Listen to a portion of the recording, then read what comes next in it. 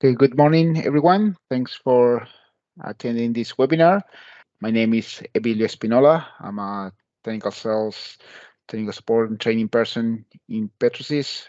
During this webinar, I'll teach you this new tool called Raster Tracker. It's been around for a couple of releases now, but I'll try to explain a bit more how it works and a couple of tricks around that.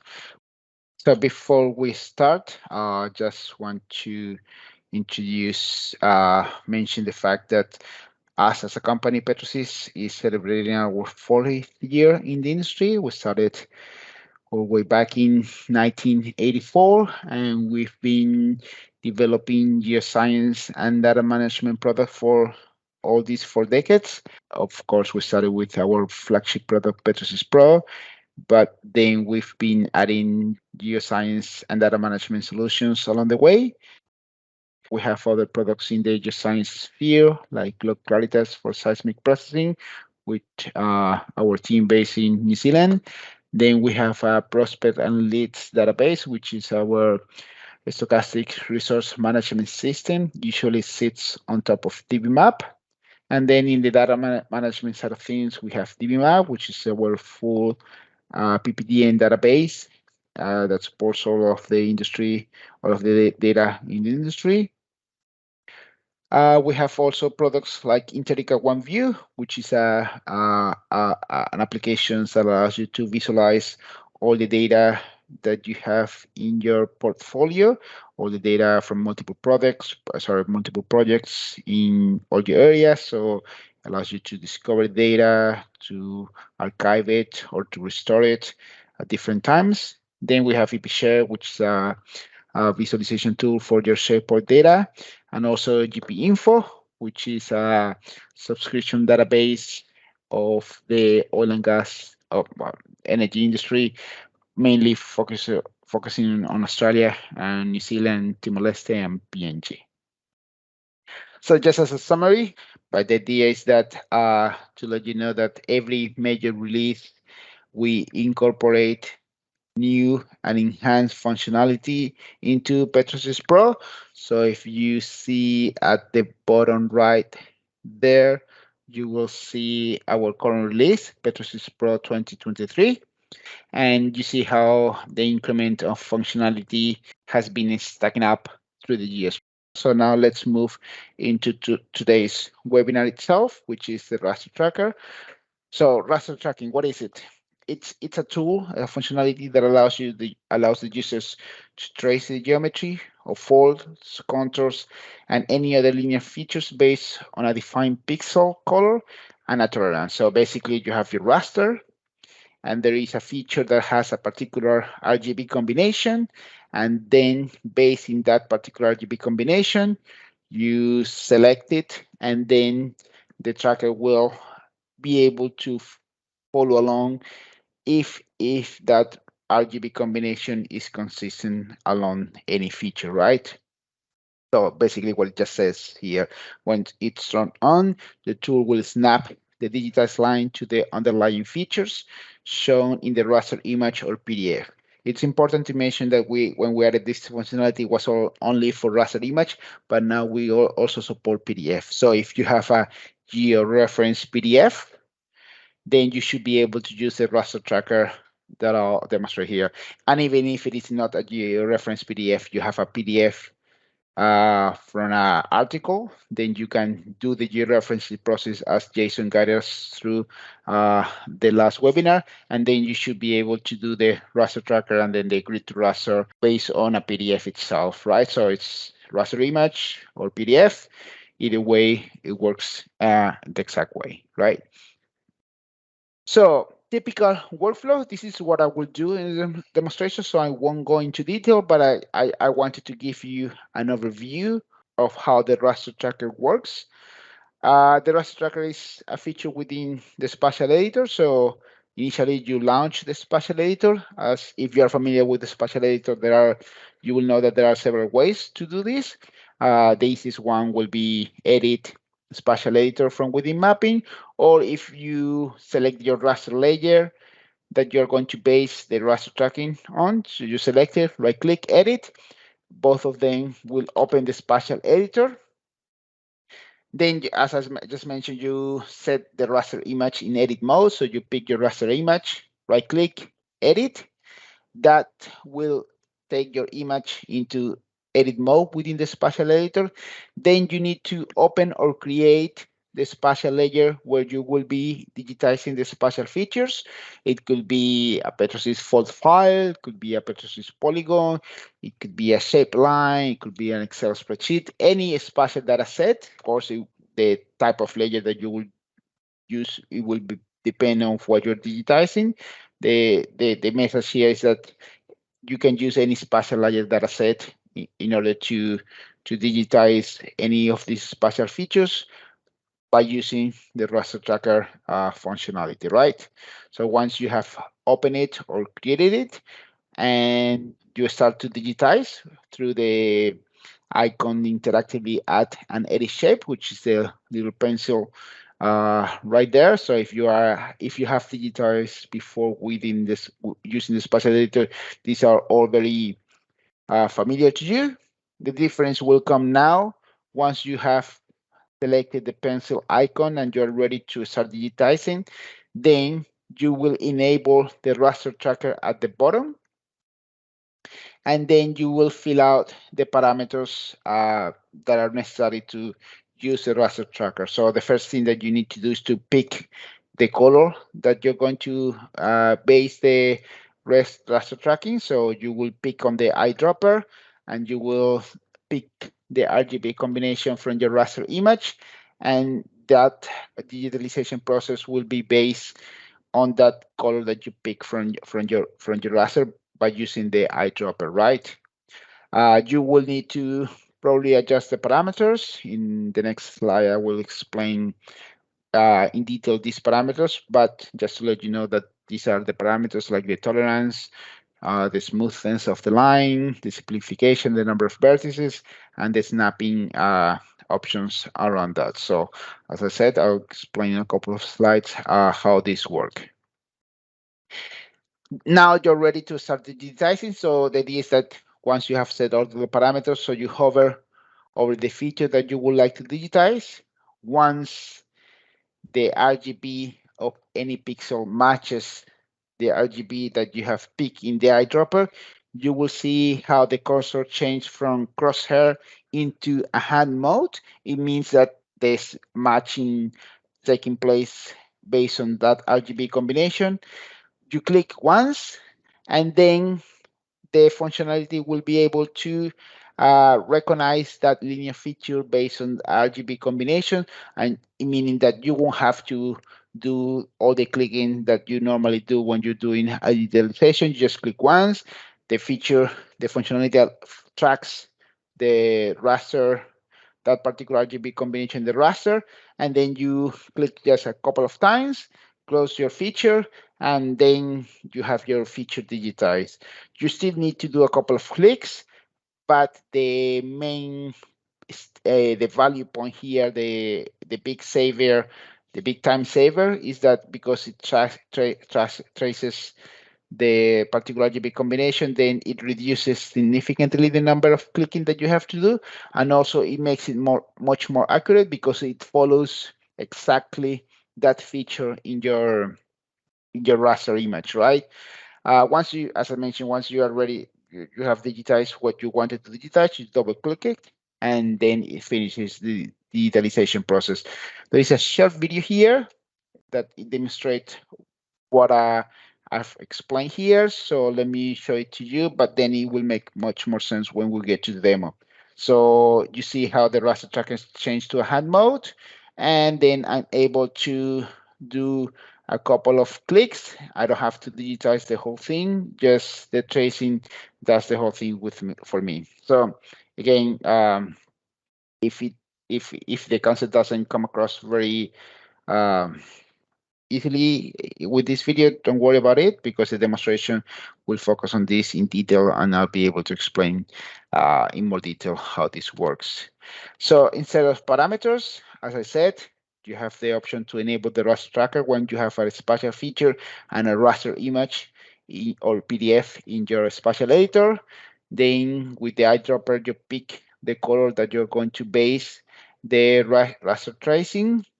Then you have your tolerance. So a low tolerance means that the color needs to be very close to the color that you have picked through the eyedropper. A high tolerance means that it will be able to pick colors that are not that close to that color that you have picked through the eyedropper. So by default, it's set to high tolerance, which I think it works very well in most cases. Smooth, it's related to the smoothness of the line. The simplify about the number of vertices that will be created in the line that you're digitizing. And then another key feature is the snap to nearest. So this is particularly relevant if you have a lot of linear features that are close to each other. In that case, you will reduce that distance so it doesn't get confused and start digitizing lines that are nearby, right? So I would say that out of all the parameters, the two most important ones are the tolerance. If you see that the default one high start to pick a lot of features that are not the color that you are want to digitize, then you will reduce the tolerance to medium or low. And then the other key feature is this snap to nearest. Like if you see that it gets confused a lot with surrounding lines, then you will reduce to the radius to a smaller uh, number of pixels, so it doesn't get confused and start digitizing surrounding lines, right?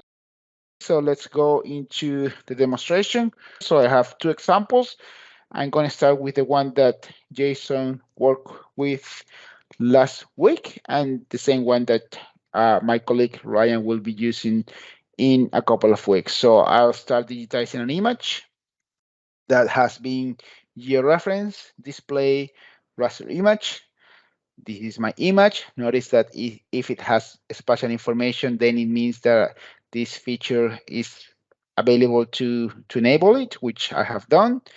Click OK, and now I have my my raster image, my georeference geotiff displaying my map. So let's start.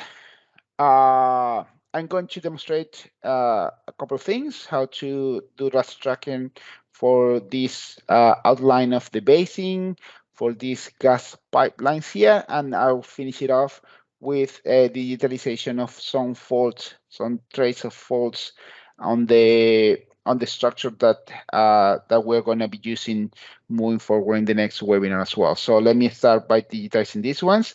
So as I mentioned, the first step is to enter the raster image in edit mode.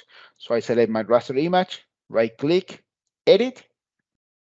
So now it's my image in raster mode. Now I need to open or create the spatial layer where I'm going to save at the beginning the outlines of the basins and the gas pipeline. So I'm going to go to File, Create. I'm going to use, in this case, a shapefile. It could be a Petrosys polygon file or a file database or Excel spreadsheet. So let's call it basin outline webinar.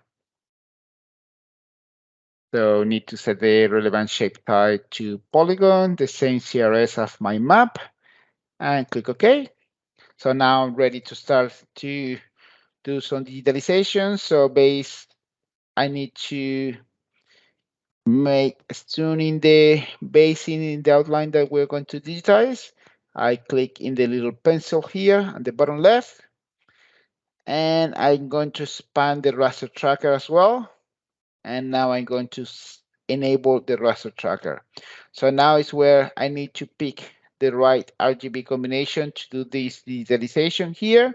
So I pick my eyedropper, hover over my raster image, and when I see in the little window here that the left color, the green color has been picked, I release it, and now it says that whenever my mouse hover over my image and it finds this particular color, then I should be able to start the raster tracker. So for example, see here that I have my crosshair, and when I move over my outline basic, which is a color green, you see how it changes to hand mode. It means that if I click here, it will start doing the raster tracker based on that RGB combination. So I click one.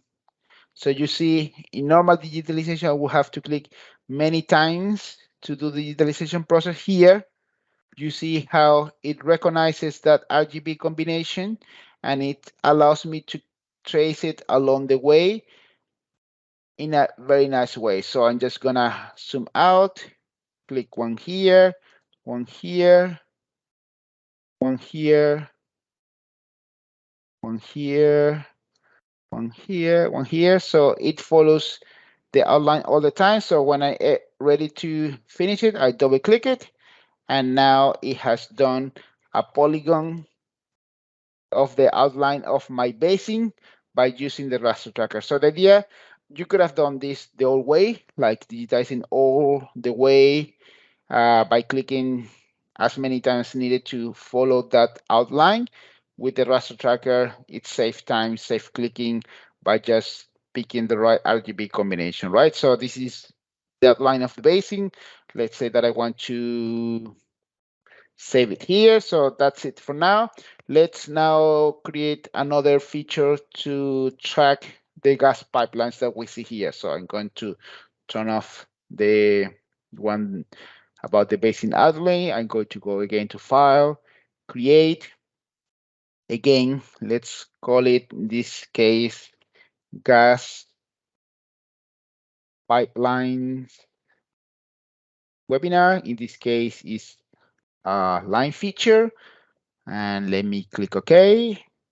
And now I'm going to repeat the process where I select my gas pipelines layer, click on my pencil icon, enable the raster tracker. Now I have to change the color that I'm going to utilize from green to red.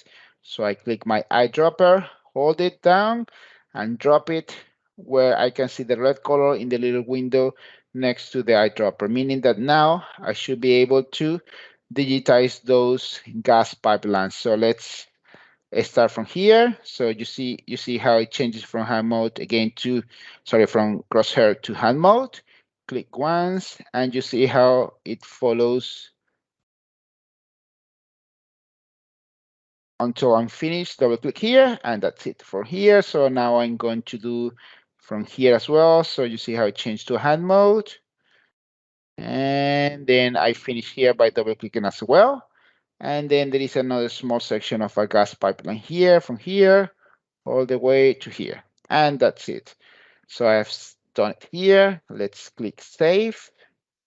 And yeah, that's how you do the outline of polylines or polygons. In this case, I have saved both.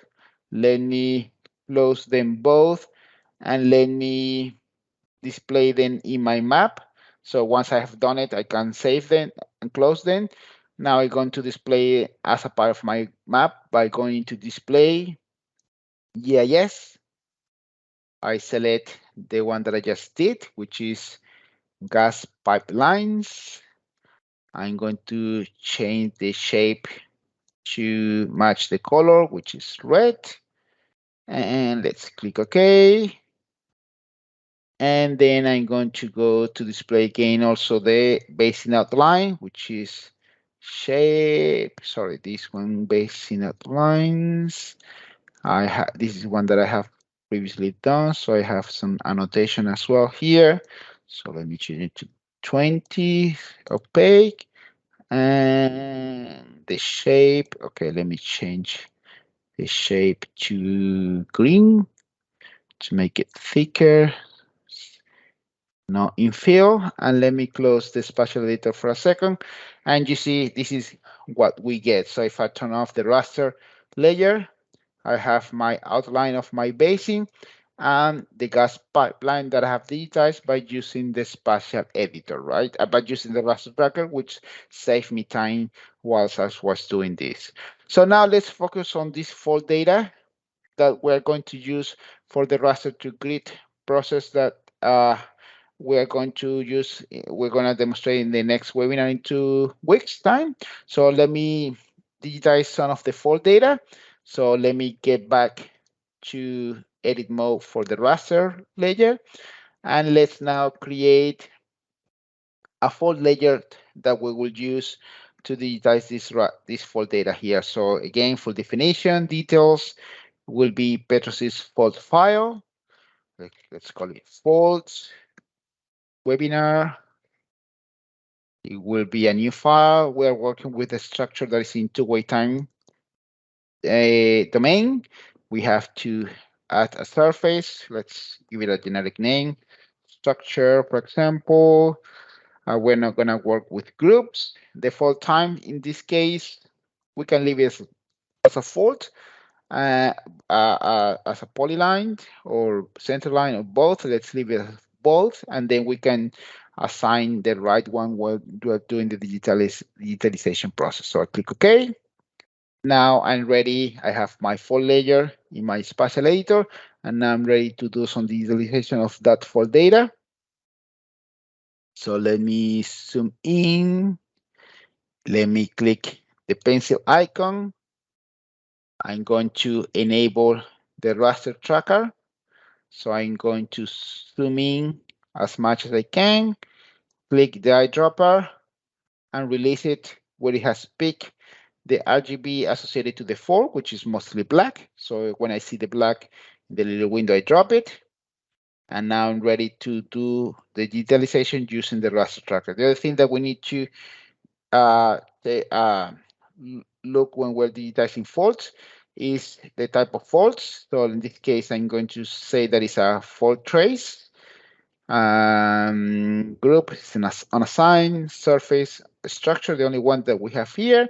And the type of faulting will be field normal, which is the one that we have here. So notice that you have different options here as well. So I'm ready to start to digitize. So if I hover over my raster image, you see how the crosshair changed to hand mode.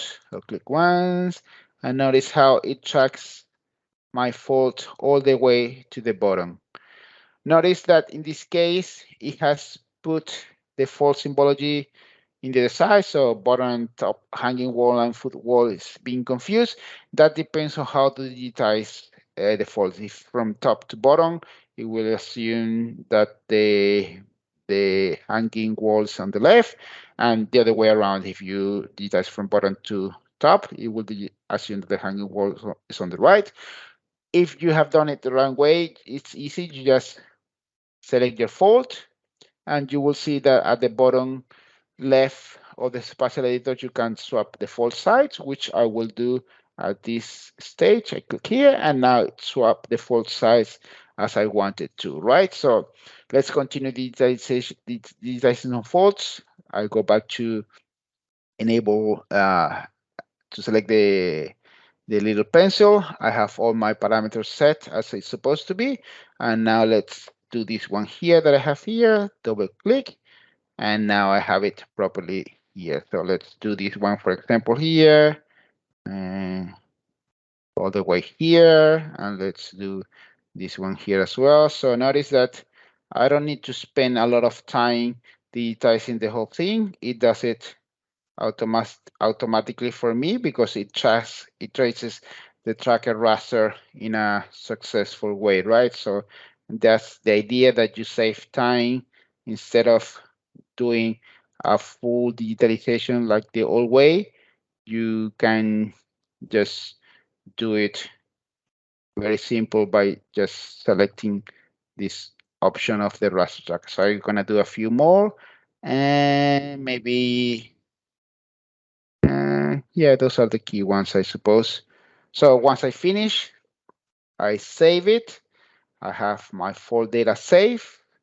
I close my spatial editor, and now I'm going to display one that I have previously done that has all the fault data. So I go to display, faults, and yeah, the one that is called faults.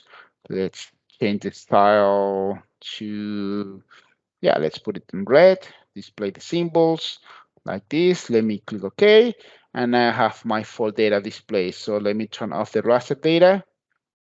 And now you can see that I have my outline of my basin, the gas pipelines, and all the fault data that I digitized with the right symbology. and using the raster tracker. And this full data is the one that we will use in the next webinar that Ryan will demonstrate how to do the raster to grid by using this tool here. Yeah, that's pretty much it. Let me show you quickly another example, and then we'll wrap it up for today. Let me click no here, and let me show you this small example of the Perth Basin. So I'm gonna open my mapping window, and I'm gonna open this map that I have here.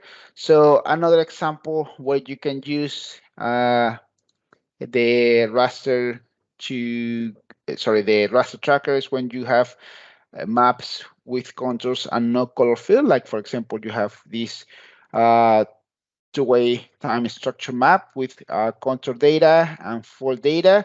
So instead of doing a full digitalization that what we used to do, like digitizing all the contours, you can do it by using the raster tracker. So let me demonstrate a couple of contours, and then I'll show you the end results that what I've done before joining this webinar today. So I'm going to set my raster image in edit mode, and I'm going to create a contour file, Petrosys contour file, and I'm gonna call it two-way time webinar. And I click OK.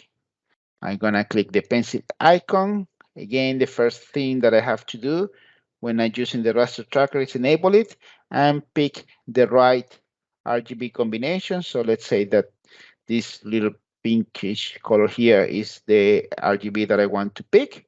So I drop it.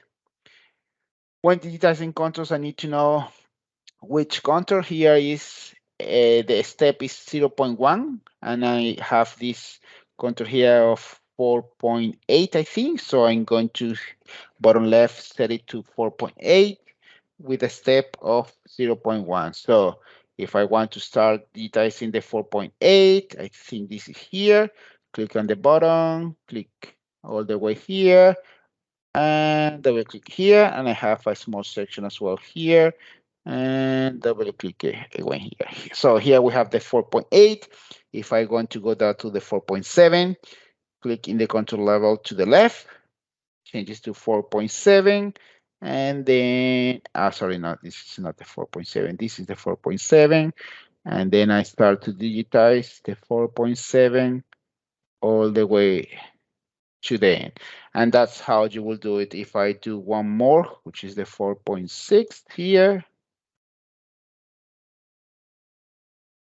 and I'm about to finish here, and that's the 4.6. And that's how you will do it, digitize all the contours. It saves a lot of time by using the raster tracker. Let me call one that I have already finished, open a contour that I have already created, which has all the contours, and let me open one for the folds that also have, that I also apply the same concept, and I have my folds. So using the raster tracker, I digitize all the folds and all the contours as well. And once you have at this stage, you can select the contour layer, right click, create grid from contours. The input folds is the same fold that I have here that I have digitized, and I'm ready to create my grid based on those contours and those folds. So let me replace it.